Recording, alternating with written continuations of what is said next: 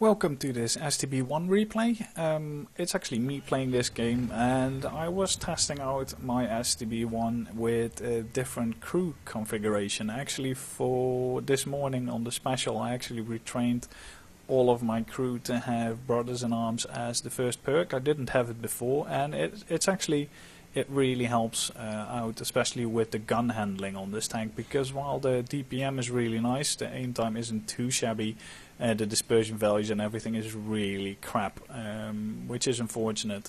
I mean, this tank should have way better gun handling in general, but unfortunately it doesn't. So at the start I'm moving to this side. I was trying to see if I could potentially catch out anyone going to the E1 bush, but I guess since there's no light tanks in this match, that's not really happening. But this location is quite nice. If you spawn on this side of the map, it is one of the better locations to be in, because you can actually control the left flank here, you can control the road, you can police the road, you can sort of police the middle as well. And if the enemy gets spotted on the hill, you can actually move to the right hand side somewhere in the F5 area and actually shoot the hill as well. So you've got quite a lot of control. If you spawn on the other side of the map, you can do the same, but the position is not as nice from the other side, because this side the hill is steeper, so you don't need to drive forwards as much to actually poke over the ridges. On the other side, the slope seems to be more gradual, and you actually need to expose your tank longer to get shots. So it's a thing to keep in mind. Enemy 140 is over there. I was thinking of shooting him, but then this Gorilla 15 gets spotted, and we always shoot TDs like that first, because they can do a lot more damage than a 140 can. So it's all about taking out enemy tanks and prioritizing targets. At the moment not much gets spotted here on the left. I was waiting to get these spotted, and now I'm going to the other side, because a lot of the enemy tanks are spotted going up the hill. And we actually want to do some damage. So we can see that there are a couple of tanks here, but apart from the Gorilla and the E50, they don't really have that good a gun. So I put a nice shot into T32. I unfortunately get shot by this STA-1, which doesn't even have the top gun, so I really have no clue what that guy was doing here. I'm calling him an idiot, and he replies back, but I mean, he should watch his fire. And especially with that gun that has 175 something penetration, your position is not here.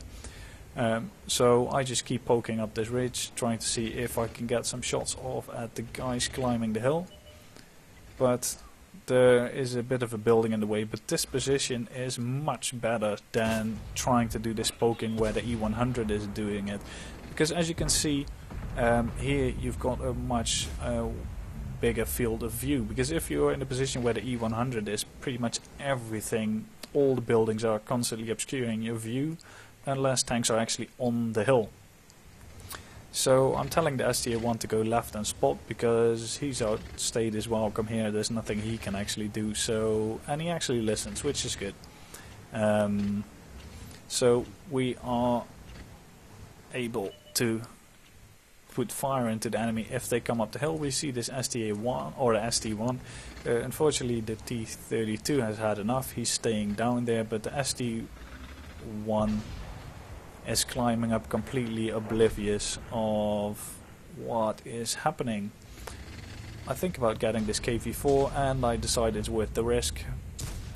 Put a shot in, and that shot actually hits. And this is one of the surprise things with the Brothers in Arms crew. That shot would have never hit before, but it does now. Unfortunately, the first shot I do on this ST-1 goes into the ground. Second one on the side of him, dings because Russian armor, but the last one actually penetrates. And as you can see, one of the other bugs that Wargaming has yet failed to actually repair is that outlines in replays tend to not show up. I mean, I guess they have more important things to do. Like I said in the Gorilla 15 replay, But it's stuff like this which is just annoying, outside breaking replays for no reason. I've decided the hill has had enough fire, and I'm actually going to try and get this 140, because he's actually a bigger threat to our whole left flank than any of the other tanks. I'm being careful though, don't want to receive too much fire. He's full health, I'm not. I just received one shot. I see him looking the other way, completely oblivious, so I push up while trying to use this rack of the Scorpion, which is in a really good location for me to actually put some fire into that guy and be shielded from shots from the other side of the map. I wait to get despotted again, poke up, catch the 140 out, and of course Russian side armor is easily able to ding 268 penetration shells.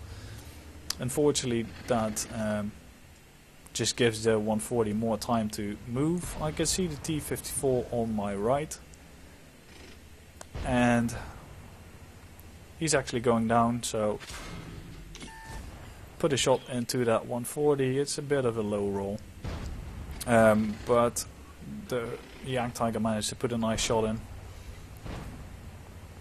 Used this rack, and I actually managed to, I don't know where that hit. I thought it hit the turret, but I guess not, because the T-54 turret is pretty strong, so I guess it must have hit the hull and high rolled penetration wise. But it was a nice shot into the T-54. And now we have to fight against these two mediums, and we can see the enemy Guerrilla as well. He's looking in my direction, but I'm not giving him a shot. Guerrilla receives a massive shot from the Jagdtiger, and I just go down. I don't want to lose HP at this moment, because it's still pretty close. We've lost 4 tanks, enemy team has only lost 2. So we need to be careful, and now we can see the 140 here as well. So that's a bit unfortunate. He actually went around, so the engagement is a lot less favorable for me now compared to what it was before. And we can see the Force 155 actually pushing, and I actually thanked him after the battle for doing that, because that actually managed to distract the enemies. I tried to get a shot into this guy. It's not working. 140 tries to shoot me or the Guerrilla, I don't know. I can see T110 E4 on the right. Oh no, that was the shot I was actually talking about. I think I shot his turret, and I have no clue how that penetrated, but I knocked out his gun I saw in the after battle stats, so I guess I penetrated the gun, I don't know.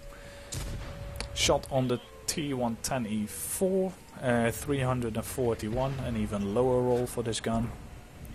Try to put another shot in, just aiming these, and of course it bounces off because reasons.